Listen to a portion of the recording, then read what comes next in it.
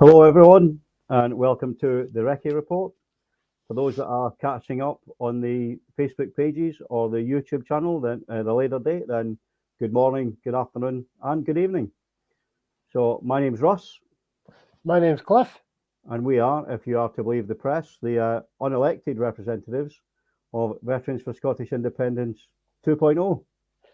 Yes, speaking for myself, I've been with Veterans for Scottish Independence 2.0 since we started way back in 2014 when young Kevin got us together in Bears Den, and we did an Indie Live podcast that was well received. Since then, obviously, the bitter disappointment of losing the referendum in 2014, we have kept at it. We are chipping away, convincing veterans and the wider forces family that an independent Scotland is the way ahead. Absolutely. Right. So, first of all, a shout out to Julianne Byrne, who sent us our first message of the evening. Thank you, Julianne. You're welcome. So I think the big news story at the moment, Cliff, has got to be the council elections. Absolutely. Yeah, go on. And the massive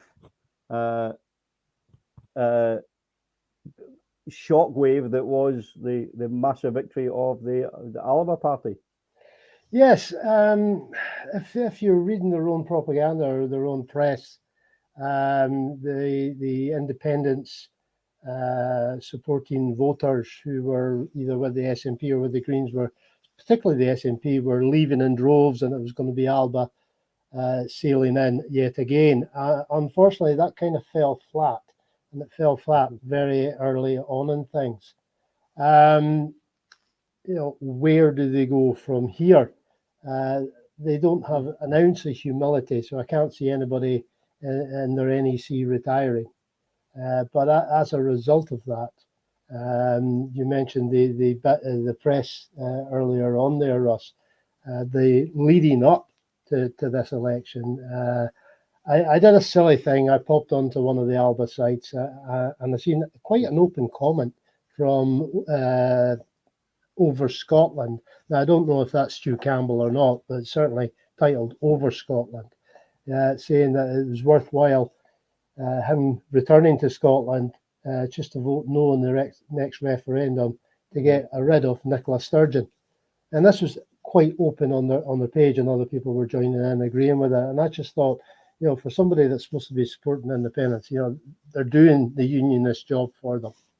Yeah, I mean, don't get me wrong, mate. I have massive respect for Alex Salmond and what he achieved on the run up to the 2014 referendum. I think the issue now is that yes, some people are maybe a little bit disillusioned with SNP. The simple fact is, we don't have time to wait 40, 50 years for Alba to become, a significant force. The simple fact that, like it or not, the only vehicle available to us in the present and the very near future to achieve independence is the SNP, and that's just the way it is, I'm afraid. Yeah, and even then, they're in a pact with the Scottish Greens to get that legislation through the Parliament, and that's the thing that it has to be. And this is where I've been trying to get the message out about this. This drop the drawbridge, declare UDI and stuff like that is an absolute non-starter. And I've spoken at rallies and spoken to you at great length about why it's just a non-starter. So we have to have a legally recognised referendum, and that is the legislation that's being brought before our Parliament in Holyrood, and that's why the support, the pact between the SNP and the Green Party is absolutely vital, and that's why it was absolutely vital on Thursday there that both the SNP and the Scottish Greens had a good result, and both parties did. Yes, the Unionists will turn around and combine every single seat that's not an independent supporting seat, and they'll say, but there was more unionist seats won than independent seats. Well, that's not how it works. That's not how it works. Because Boris Johnson is sitting down in Downing Street with a percentage of the vote. So we all know how it works in the big bad world. But yes, there was certain amount of toing and froing on social media, shall we say, and that's me calming things down slightly. But as I say, I've always said about this, if we are, and we are volunteers, and if we stick our head above the parapet to make a statement, and sometimes quite bold statements, then there are going to be people that take a shot at us. And if you're not expecting that, then quite possibly being a political activist is not the one for you.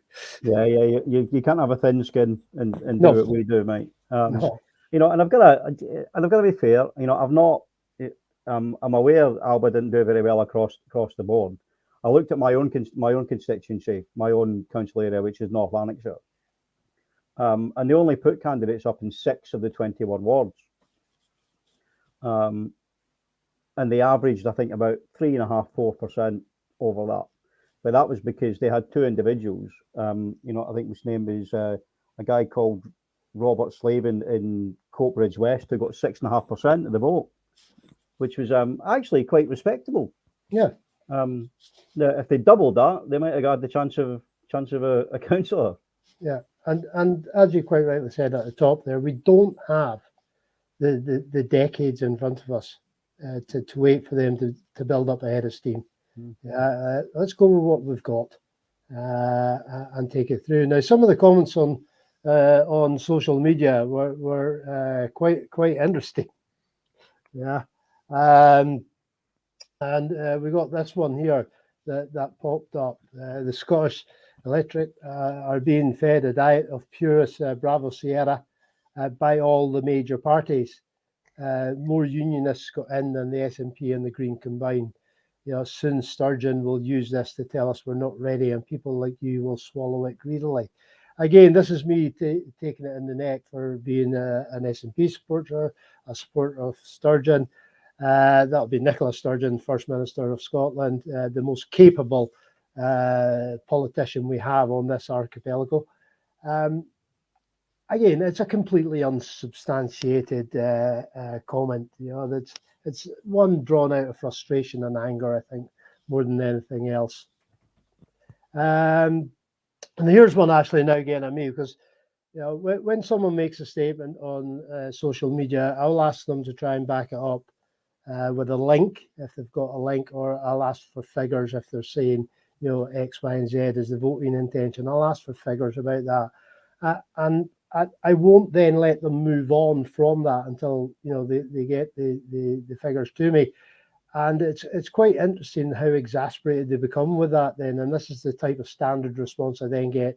Yeah, we don't have to take your advice. I'm not sure who made you an advisor. Mm-hmm. Well, Maggie, no one made me an advisor. I stood up in the hall in Bears Den in 2014 with a mic in front of me and compared a show that had lots of veterans doing equally as well in front of a mic for the first time. And things have just grown arms, legs, hair and teeth since then. So, no one voted for me. We're an all volunteer group. But that's the type of thing that we're up against. More importantly, though, what we got here was in the press. Now, on election day, I had a letter published in the National, and it's not the first time it's happened. I've been published quite extensively in the National. I've even had a piece done about the Veterans for Scottish Independence by the National itself. So I popped a letter in, and it wasn't signed off as a veteran for Scottish Independence. It was just signed off as Cliff Purvis, because I'm very, very particular when I fire these things up. I once let it slip through on the veteran site for Independence and was quite rightly pulled up for putting a post up that favoured one political party than another one. Right, and I was quite rightly pulled up for that, and I quite rightly apologised, and I took it down again. So this letter's here that popped up in the National the day after my letter did.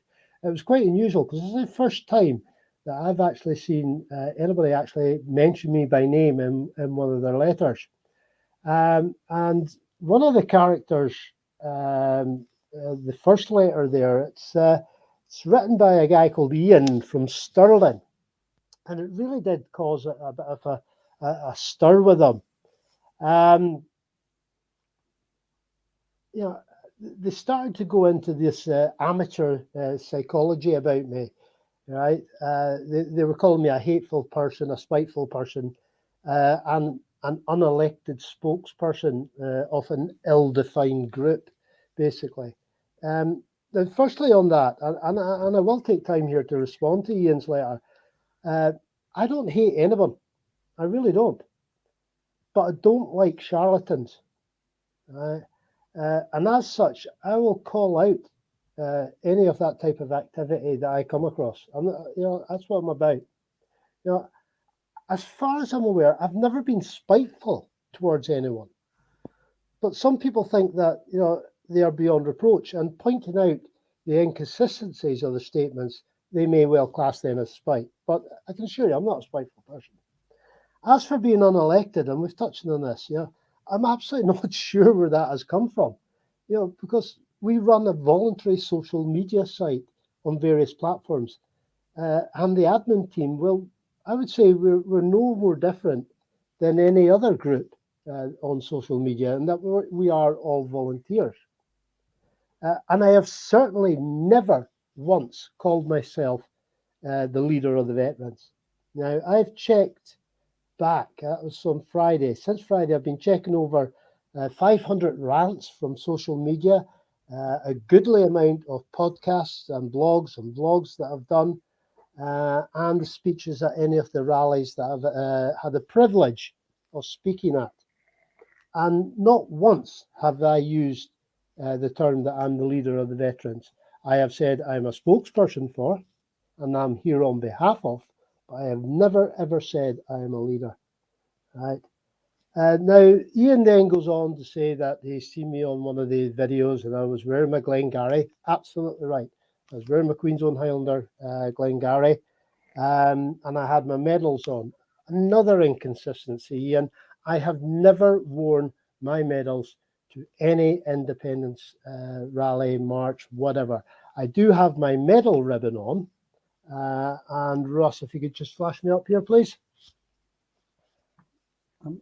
Hang on, let me work this out.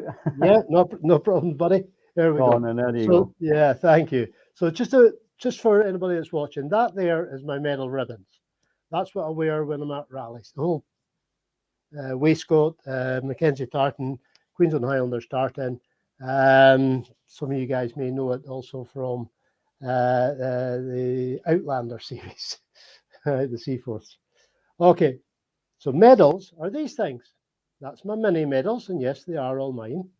Right, they're normally worn at black tie events. Right, then we have these things. That's my full-size medals. Right, these things get an airing once a year on Remembrance Day. Right, but as you can see, there's a wee bit of difference between the medal ribbon and the medals themselves. So please, if you're going to actually start wading into me, attention's in the detail. Attention is definitely in the detail. So basically, my letters into the National, I have absolutely no control over any mail that gets put into the National. They either print it or they don't print it. So if you see a letter and it looks like one of mine and you don't like what I write, just don't read the thing. No one's forcing you to read it. Getting back to the local elections, what we have here, and this was posted up by David Hines, absolutely stout supporter of Scottish independence. Love the guy to bits. I haven't met him, but on social media, you always seem as though you have met people. So, young David here, right, posted this one up, and it's from Barry Hunter, saying, look, combination of the Green vote and the Alba vote, and I didn't get re-elected as a councillor. And up popped this Alba supporter straight away with a gender thing, saying you ignored the women have spoken, and straight away the reply was, my replacement is a trans woman. And that has to be the best comeback I have ever seen in an election campaign. That was so well done, and just shows you some of the level of ignorance that's out there on the whole thing. So Russ, you were going to be talking about the oaths and stuff like that. Yes. Yes. Do you want me to crack on with that now, buddy? Yeah, please, buddy. No worries. So it's interesting that you talk about the kind of abuse that you get by sticking your head above the parapet. Pun intended, because we are veterans. And I think what's interesting is that we get it all the time. And one of my favourite ones, if you can call it that, is when we get things like this, which is, now I don't know if you can see that. So, and I've blacked the names out to preserve some dignity. The first one, it says basically, I took the vow. The vow is for life, not just time I served. Those vets should hand back any pension or decorations, a disgrace to HM forces. Strong words. Next one, straight to the point. Disgrace to the oath.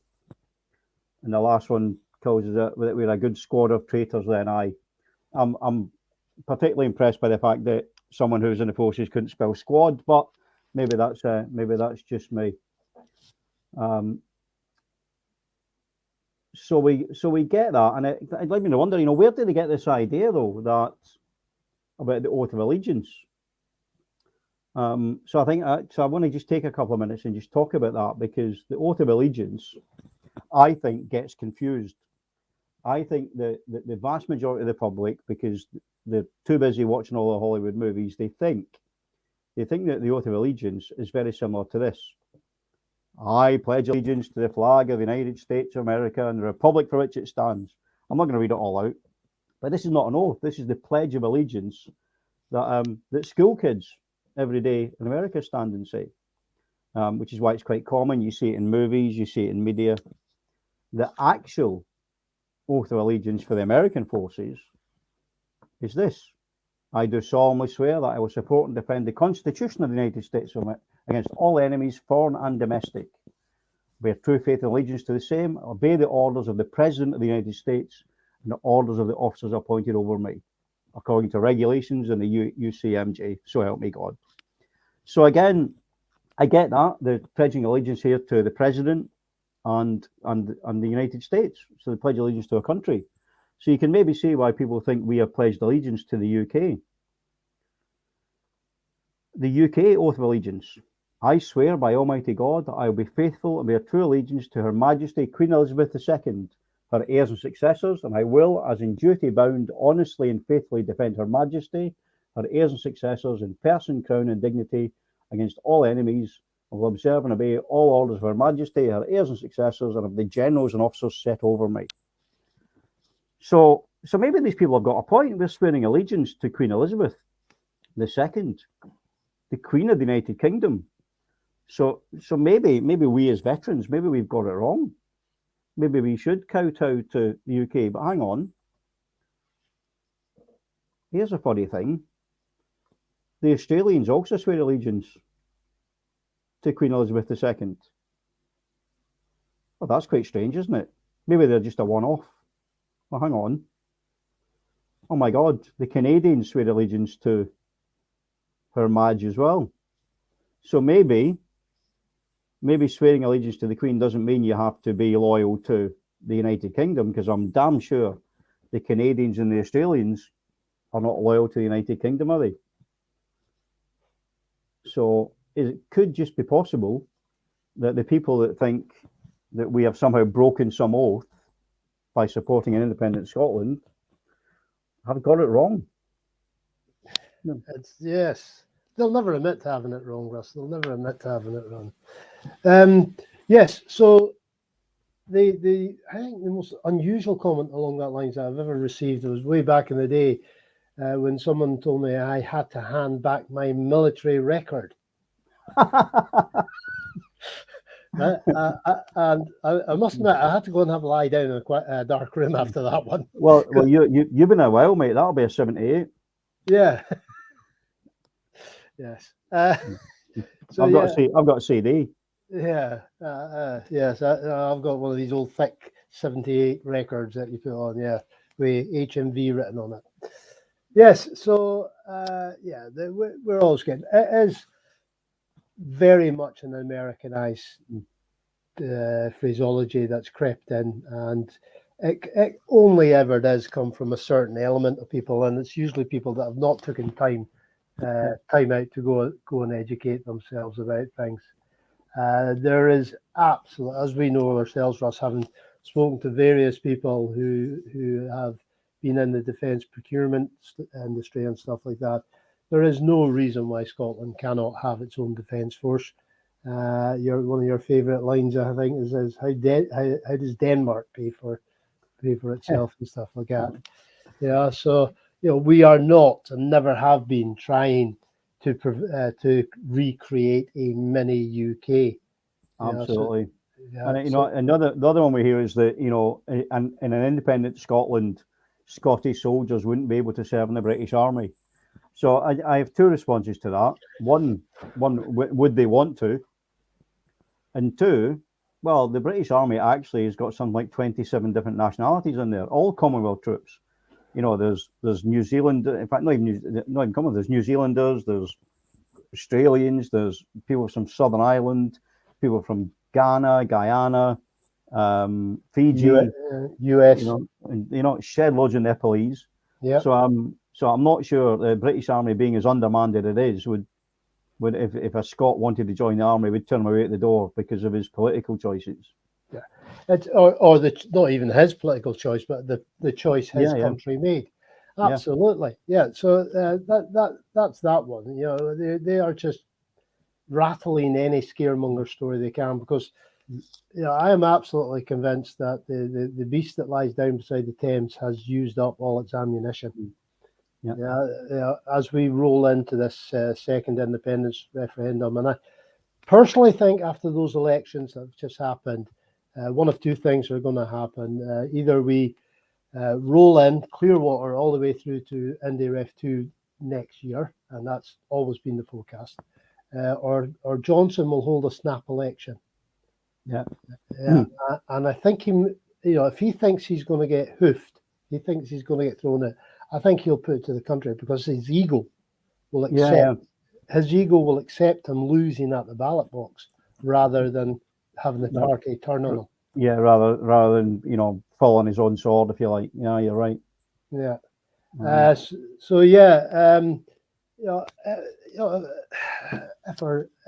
the Scots want to join our UK armed forces, they will be more than welcome. And of course, stand by for the dreaded pension mention. Absolutely. I've got an interesting comment here. I want to just put up and show you that Andrew Milne put on earlier, reference what you're talking about earlier. So can you see that? Yep. Pardon the language, folks. So Andrew's written, it's about time anyone that wants independence, whether SNP, Alba, or the effing raving loony party, stops bitching at each other. Remember, the enemy is in the south. Our combined aim here is the same: get rid of the Union and the Tories. Well, on one hand, I kind of agree with Andrew. We do need to come together. The issue is that the impression that we got, certainly that I had, was that certain members of Alba were more concerned with denigrating the SNP than they were about promoting the positive case for independence. Maybe these local elections will send a message that actually it is more important to come together and form a consensus. As you said earlier, Cliff, like the SNP are trying to do with the Greens. Yep. But thanks so much for your comment, Andrew. Much appreciated. Yep, absolutely. Yes, so the dreaded pensions will raise its head, and just for anybody, forces or veteran that is listening in just now, your pension, any pension that you have achieved or will achieve, is a private contract between you and the MOD, and as such is safe. It's got nothing to do with where you live or what passport you hold.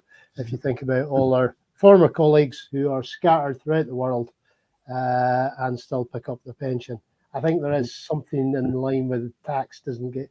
There is something about increases in the pension that may not apply because you're in a foreign country, but your basic pension you walk out with on day one is there forever, as per. So What time are we on? We are 5 minutes away from Index, Russ. Okay. I think we've got another interesting comment then, mate. I think it's worth looking at. We have Brian who's saying, as long as you get rid of nuclear weapons, definitely not required in Scotland. There is no need for nuclear weapons. Yeah. No, it will be a protracted issue getting rid of them. My knee-jerk reaction to that, Russ, would be, fire them over to the American bases on the East Coast there, where they've got the facilities to look after them. But would the Americans want any more stuff across with them? It's going to be an RUK problem. It's not a Scottish problem, because as soon as we become vote for independence, then I believe the UN Charter on Nuclear Proliferation kicks in. Yeah. No, thanks for your comment, Brian. Much appreciated. So Pauline Thompson there asking if we've read the wee Alba book, which is asking me specifically. Right. I've had a quick leaf through it. It was, and to be fair, I'm going to be honest with you, Pauline, I didn't, because there was no chance that Alba were going to make any impact. So I had a quick look through it. If it's similar to the wee blue book that Wings pushed out back in 2014, I'll take my hats off. That was a cracking bit of publication. Did a really good job of it. I think at this time, unfortunately, the wee Alba book is and Wings and all these people have maybe just hitched themselves to the wrong bandwagon at the moment. I'm sorry to say it. I hope I'm wrong. I do. I really hope that there is another equally as effective independence party that can come along and swing that seesaw the other way. At the moment, I think that's going to be the Greens, however. Yeah. Can I just come in here, Russ? A totally unrelated topic, but something I picked up from the news feeds just later on today, or towards the tea time, basically. And it's just a huge well done to a member of public for reporting a suspect device over on the shoreline, Dumbarton Castle. Now, as always, also a huge well done to the Faslane EOD team that responded to that, and of course support agencies that provided cordon and security, etc. Now, what we tend to find with these explosives that get washed up, if it's stuff that's been dumped in the waters, and there's a heck of a lot of stuff out there, it's not fused. It's just it's explosive shells without the fuses in. So they tend not to go bang. They just are contaminants. The really scary stuff that's in Scottish waters, and people need to start being aware of this, is the barrel of chemicals that's out there. You've got nerve agent precursors. So this is the different types of chemicals that you put together that makes a nerve agent. You've got the nerve agents themselves. You've got blister agents. You've got mustard gas. They're all dumped in the Buford Dyke. If the dumping sites are accurate. Now, how are we going to know when those barrels leaks? What effects are they going to have on the entire ecosystem when they do leak? These are quite terrifying questions, and the answers are horrendously terrifying. Yeah.